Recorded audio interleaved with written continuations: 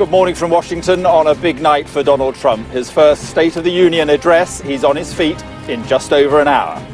He's got the lowest polling numbers of any modern president after 1 year in the White House and faces a growing list of problems which threaten his administration.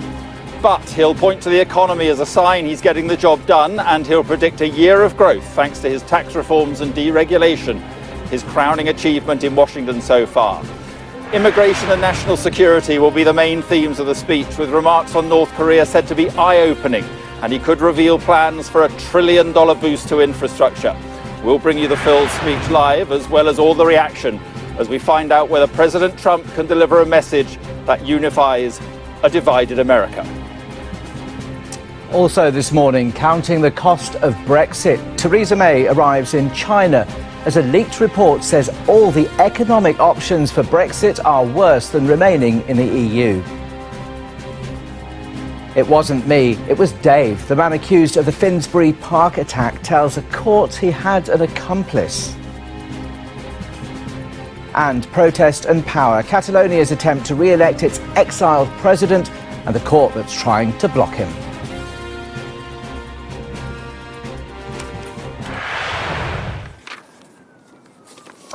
Good morning from Washington, D.C. Still evening here, of course, 8 p.m, but an hour away from one of the biggest set-piece moments of this Trump presidency. An extraordinary presidency, an extraordinary president, and it follows one of the most tumultuous years in modern American politics. Donald Trump makes his inaugural State of the Union against a backdrop of mounting problems, record low poll numbers, the Russia investigation, and claims he tried to fire the man leading it, government shutdowns, and a tell-all book that paints a picture of a dysfunctional president in a disorganized White House. And yet, Donald Trump will step up to the podium in buoyant mood. He will celebrate the success of the economy roaring ahead, with the stock market booming and unemployment down. He'll tout his tax reforms and deregulation as reigniting the world economy, and he will predict a year of growth ahead.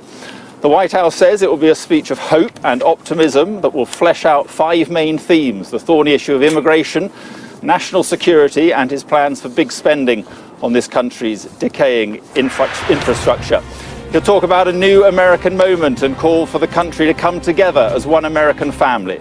But for a divisive president at a divisive time, the big question is this: can he produce a speech that pleases both sides of the aisle, Democrat and Republican, and offers compromise and cooperation? In short, can it reset the Trump presidency and offer a real vision of America's place in the world? We'll have the whole speech live, of course, on Sky News and all the analysis. But first tonight, let's go live to Capitol Hill and our correspondent Cordelia Lynch. And Cordelia, good evening. What sort of sense are we getting about the kind of speech this is going to be?